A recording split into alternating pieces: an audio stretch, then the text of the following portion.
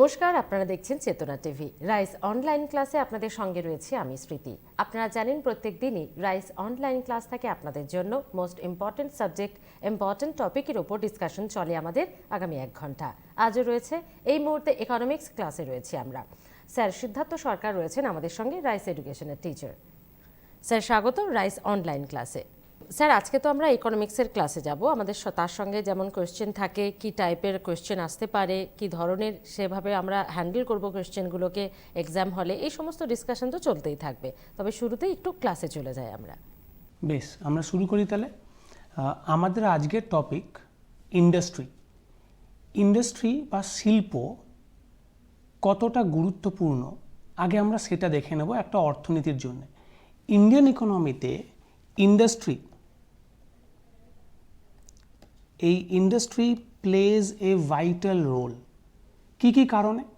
প্রথমত, ইন্ডাস্ট্রির সঙ্গে এগ্রিকালচার মানে কৃষি, তার একটা কমপ্লিমেন্টারি রিলেশন আছে। তাহলে কমপ্লিমেন্টারি রিলেশন উইথ এগ্রিকালচার। কাজেই ইন্ডিয়ান এগ্রিকালচারের সাথে ইন্ডিয়ান ইন্ডাস্ট্রির যেই কমপ্লিমেন্টারি রিলেশনটা আছে, সেটার জন্যে কিন্তু ইন্ডাস্ট্রির একটা ইম্পর্টেন্স আছে ইন্ডিয়ান ইকোনমিতে। কীরকমভাবে দেখো, এই যে এগ্রিকালচারাল আউটপুট, যেমন কটন, জুট, সুগার কেন, অয়েল সিডস, এই সমস্ত এগ্রিকালচারাল আউটপুটসগুলো ইন্ডাস্ট্রিতে ইনপুট হিসেবে কাজে লাগছে। কাজেই যখনই আমাদের দেশ এগ্রিকালচারাল প্রোডাক্টিভিটি বাড়াচ্ছে, বিশেষ করে এই ধরনের ক্যাশ ক্রপসগুলোর, মানে কটন, জুট, সুগার কেন, অয়েল সিডস, এই ধরনের ক্যাশ ক্রপসগুলোর যখন প্রোডাকশন এগ্রিকালচারে বাড়ছে, তখন আমাদের একটা এই আউটপুটগুলোকে অ্যাবজর্ভ করার জায়গা তৈরি করতে হবে। ইন্ডাস্ট্রি কিন্তু এই এগ্রিকালচারাল আউটপুটগুলোকে অ্যাবজর্ভ করছে। সেকেন্ডলি দেখো, এই কমপ্লিমেন্টারি রিলেশন যেটা আছে ইন্ডিয়ান ইন্ডাস্ট্রি আর এগ্রিকালচারের মধ্যে, সেইটা কোথা থেকে আসছে? এমপ্লয়মেন্টের ক্ষেত্রে। এমপ্লয়মেন্ট জেনারেট করছে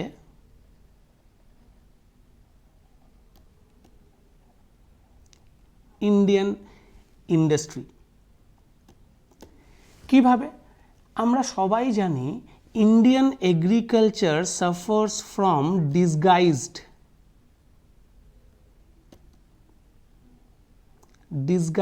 বা ছদ্ম বেকারত্ব, ডিসগাইজড আনএমপ্লয়মেন্ট। এই যে ডিসগাইজড আনএমপ্লয়মেন্টের ক্ষেত্রে যেই সমস্ত এগ্রিকালচারাল লেবাররা, কৃষি শ্রমিকরা কৃষিক্ষেত্রে কাজ করছেন, কিন্তু তাদের প্রোডাক্টিভিটি, যেটাকে আমরা বলছি মার্জিনাল প্রোডাক্টিভিটি অফ লেবার, সেটা কিন্তু জিরো। এই ধরনের কৃষি শ্রমিকদের যদি কৃষিক্ষেত্র থেকে সরিয়ে আনা হয়, তাহলে কিন্তু কৃষি উৎপাদন কমবে না। কেন কি? তাদের মার্জিনাল প্রোডাক্টিভিটি, প্রান্তিক উৎপাদনটা শূন্য। কাজেই তাদেরকে কৃষি থেকে সরিয়ে এনে আমরা খুব ইজিলি ইন্ডাস্ট্রিয়াল ওয়ার্কার হিসেবে কাজে লাগাতে পারি। সেক্ষেত্রে ইন্ডাস্ট্রির ক্ষেত্রে একটা চিপ সোর্স অফ লেবার হয়ে দাঁড়াবে এগ্রিকালচার। তাহলে এখানেও আমরা একটা কমপ্লিমেন্টারি রিলেশন দেখতে পাচ্ছি ইন্ডিয়ান ইন্ডাস্ট্রি আর এগ্রিকালচারের মধ্যে। এরপরে দেখো, থার্ডলি ইন্ডাস্ট্রিয়াল আউটপুটস যেগুলো ফিনিশড গুড,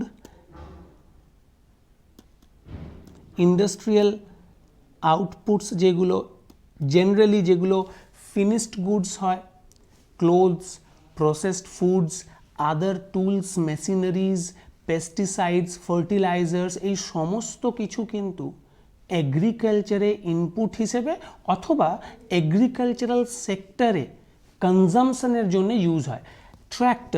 ট্র্যাক্টরের মাধ্যমে বা হারভেস্টারের মাধ্যমে এগ্রিকালচারে অনেক উন্নতি এসেছে, পাম্প সেটের জন্য ইরিগেশন ফেসিলিটি অনেক উন্নতি করেছে, কিন্তু এগুলো কোথাকার আউটপুট?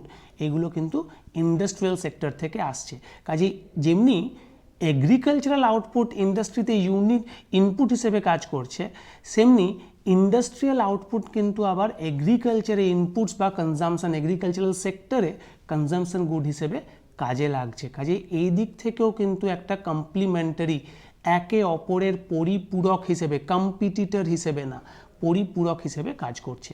কাজেই ইন্ডিয়ান ইন্ডাস্ট্রি এগ্রিকালচারকে সাপোর্ট করছে, ইন্ডিয়ান ইন্ডাস্ট্রি এগ্রিকালচারের ডিসগাইজড আনএমপ্লয়েড যারা, তাদেরকে অ্যাবজর্ভ করে এমপ্লয়মেন্ট ক্রিয়েট করছে। এবং আজকে যদি একটা ইন্ডাস্ট্রিয়াল বেস ডেভেলপ আমরা করতে পারি, তাহলে সেই ইন্ডাস্ট্রিয়াল বেস ডেভেলপ হলে আমাদের ইকোনমিটা মডার্নাইজ হবে, আমাদের ইকোনমিটা মডার্নাইজ করতে পারবো আমরা। কাজেই ইন্ডাস্ট্রিয়াল বেস ডেভেলপ করার প্রয়োজন কিসে? যাতে আমাদের ইকোনমিটাকে মডার্নাইজ করা যায়, মডার্নাইজ দ্য ইকোনমি। এই সমস্ত কারণগুলোর জন্যে ভারত সরকার right from the beginning of our independence, 1947-এ আমরা ইন্ডিপেন্ডেন্স পেয়েছি এবং সেই সময় থেকে শুরু করে কিন্তু আমাদের দেশের সরকার আমাদের যে শিল্প ব্যবস্থা, ইন্ডাস্ট্রিয়াল সেক্টরটার ডেভেলপমেন্টের জন্যে কিছু বিশেষ পলিসি নিয়েছে। আমরা আমাদের এই ক্লাসে, এই সেশনটাতে আমরা সেই সমস্ত পলিসিসগুলো, যেগুলোকে আমরা বলবো ইন্ডাস্ট্রিয়াল পলিসিস, সেই পলিসিসগুলোকে আমরা এখানে আলোচনা করব। এই যে ইন্ডাস্ট্রিয়াল পলিসিস, সেগুলো কি? কিছু বিশেষ স্ট্র্যাটেজি, কিছু বিশেষ পরিকল্পনা, যেই পরিকল্পনাগুলোকে বিশেষত ভারতীয় শিল্পের উন্নতির জন্যে কাজে লাগানো হয়েছে। এই ধরনের পলিসিসগুলো দুটো ভাগে ভাগ হচ্ছে। একটাকে আমরা বলছি industrial policy resolution. Industrial policy resolution কোনগুলো? সারা ভারতবর্ষের গোটা ইন্ডাস্ট্রিয়াল সেক্টরটার জন্যে যেই পলিসিসগুলো আনা হচ্ছে, কোনো বিক্ষিপ্ত, কোনো স্পেশাল ইন্ডাস্ট্রির জন্যে আলাদা কোনো স্টেটমেন্ট নয়। গোটা ভারতবর্ষের সমস্ত ইন্ডাস্ট্রিয়াল সেক্টরের জন্যে যেই কম্প্রিহেন্সিভ পলিসিটা আসছে, সব ইন্ডাস্ট্রিকে ইনক্লুড করে যেই পলিসিটা আসছে, সেটাকে আমরা বলছি আইপিআর বা ইন্ডাস্ট্রিয়াল পলিসি রেজলিউশন। এছাড়াও মাঝে মাঝেই, মানে বোঝাই যাচ্ছে যে ইন্ডাস্ট্রিয়াল পলিসি রেজলিউশনটা কিন্তু একটা সামগ্রিক ব্যাপার। গোটা ইন্ডাস্ট্রিকে একসাথে রেখে, গোটা ইন্ডাস্ট্রিয়াল সেক্টরটাকে একসাথে রেখে পলিসি তৈরি করা হচ্ছে। কিন্তু মাঝে মাঝে কিছু ইন্ডাস্ট্রিয়াল স্টেটমেন্ট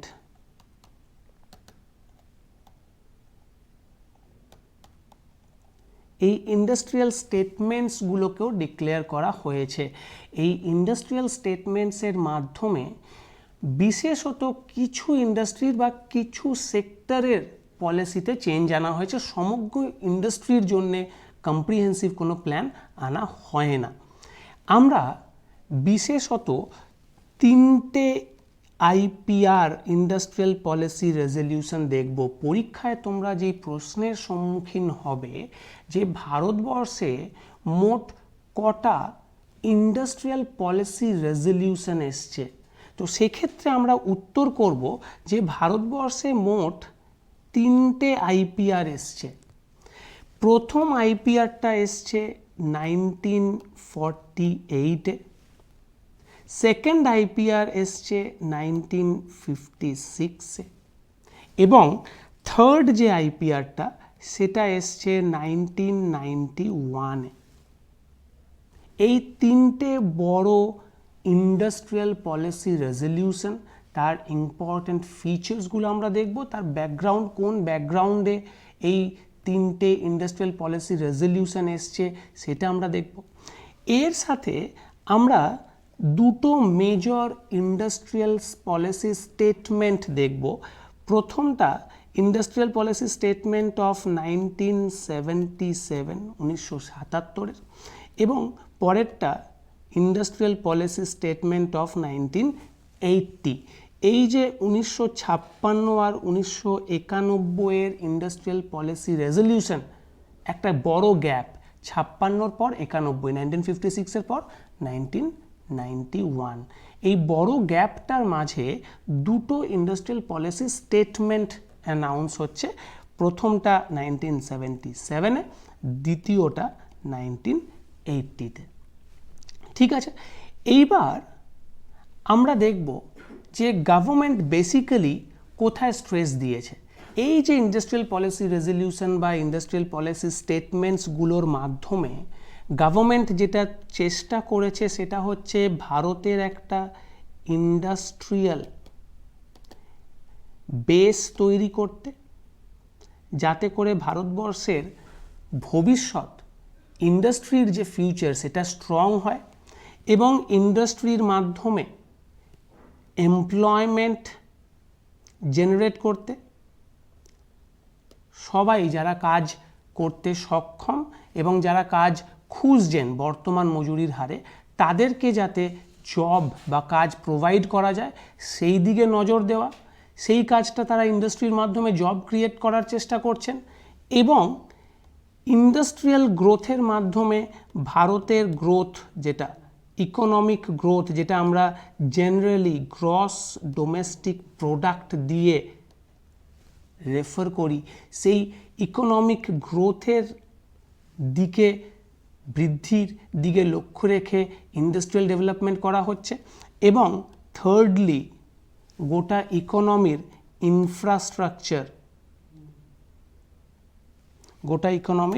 ইনফ্রাস্ট্রাকচার ডেভেলপ করতেও কিন্তু ইন্ডাস্ট্রিকে ইউজ করা হচ্ছে। সো আইপিআর এর মূল উদ্দেশ্য ইন্ডাস্ট্রিয়াল বেস তৈরি করা, এমপ্লয়মেন্ট জেনারেট করা, জিডিপির গ্রোথ রেটটাকে বজায় রাখা, ইন্ডিয়ান ইকোনমিতে মডার্নাইজেশন এবং ইনফ্রাস্ট্রাকচারের যেই জায়গাটা যেখানে ডেফিসিয়েন্সি আছে সেই জায়গা থেকে বের করে আনা ইন্ডিয়ান ইকোনমিকে, এবং ইন্ডিয়ান ইকোনমিকে একটা কম্পিটিটিভ জায়গায় নিয়ে যাওয়া ওয়ার্ল্ড ট্রেডে, বিশ্ব বাণিজ্যে একটা কম্পিটিটিভ স্টেজ সেখানে পৌঁছানোর জন্যে, competitive stage in world trade, বিশ্ব বাণিজ্যে যাতে ভারতের প্রোডাক্টগুলো কম্পিটিশনে টিকে থাকতে পারে both in quality and price, সেই দিকে লক্ষ্য রাখার জন্যে এই ইন্ডাস্ট্রিয়াল পলিসি রেজলিউশনসগুলোকে অ্যানাউন্স করা হচ্ছে। আমরা প্রথমেই দ্য ফার্স্ট আইপিআর, এখানে প্রশ্ন আসে যে ভারতবর্ষের প্রথম ইন্ডাস্ট্রিয়াল পলিসি কোনটা। ফার্স্ট ইন্ডাস্ট্রিয়াল পলিসি রেজলিউশন বলা হয় 1948-এর ইন্ডাস্ট্রিয়াল পলিসি রেজলিউশনকে, এবং তোমরা মনে রাখবে এই 1948-এর ইন্ডাস্ট্রিয়াল পলিসি রেজলিউশন ডিক্লেয়ার্ড হচ্ছে 6 এপ্রিল 1948। ব্যাকগ্রাউন্ডটা কি? ভারত স্বাধীনতা পেয়েছে 1947-এ। সেই সময়তে ডিউরিং ইন্ডিপেন্ডেন্স, যেই সময় ভারত স্বাধীন হয়েছে সেই সময় ভারতে অ্যাকিউট ফুড ক্রাইসিস চলছে।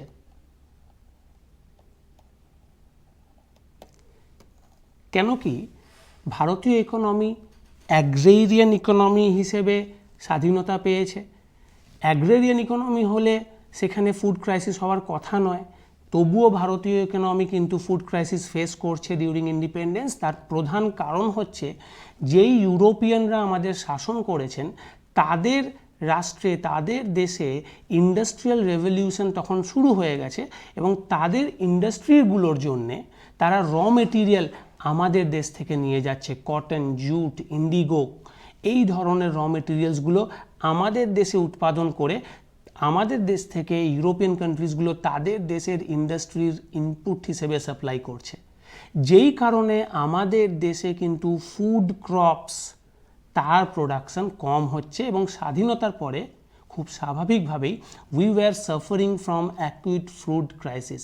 সেই দিকে নজর রেখে আমাদের যারা প্ল্যানিং কমিশনের মাধ্যমে আমাদের ইকোনমিক গ্রোথ অ্যান্ড ডেভেলপমেন্টের জন্য যারা 5 ইয়ার প্ল্যান তৈরি করছেন, তারা আমাদের প্রথম 5 ইয়ার প্ল্যানে ফার্স্ট 5 ইয়ার প্ল্যান, প্রথম যে আমাদের পঞ্চবার্ষিকী পরিকল্পনা আসছে, সেই ফার্স্ট 5 ইয়ার প্ল্যানে they gave stress on development of agriculture এবং ইন লাইন অফ দ্যাট যেহেতু আমরা প্রথম পঞ্চবার্ষিকী পরিকল্পনাতে এগ্রিকালচারে স্ট্রেস দিচ্ছি যাতে করে আমাদের ইন্ডাস্ট্রি এর জন্যে পিছিয়ে না পড়ে, ইন্ডাস্ট্রিয়াল গ্রোথ এর জন্যে হ্যাম্পার্ড না হয়, সেই কারণে 1948-এ আইপিআর, যেটা ফার্স্ট আইপিআর ডিক্লেয়ার হচ্ছে এবং সেই ফার্স্ট আইপিআরের মাধ্যমে গোটা ইন্ডিয়ান ইন্ডাস্ট্রির জন্যে প্ল্যানিং করছে প্ল্যানিং কমিশনের বা যারা প্ল্যানার ছিলেন। সেই আইপিআরে গোটা ইন্ডিয়ান ইন্ডাস্ট্রিকে 4টে ক্যাটেগরিতে ভাগ করা হচ্ছে। তাহলে আমরা এবার দেখে নেব মেইন ফিচার্স, যেই ফিচার্সগুলো থেকে কিন্তু প্রশ্ন তোমরা এক্সপেক্ট করবে।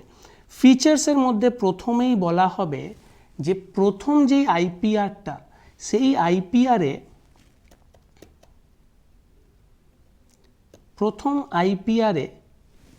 গোটা ইন্ডাস্ট্রিয়াল সেক্টরটাকে 4টে ক্যাটাগরিতে ডিভাইড করা হলো। গোটা ইন্ডাস্ট্রিয়াল সেক্টরটাকে, গোটা ম্যানুফ্যাকচারিং সেক্টরটাকে ইন্ডিয়ান ইকোনমির আইপিআর 48 4টে ক্যাটাগরিতে ভাগ করছে। ক্যাটাগরিগুলো কি কি? প্রথম ক্যাটাগরিতে থাকবে স্টেট মনোপলি।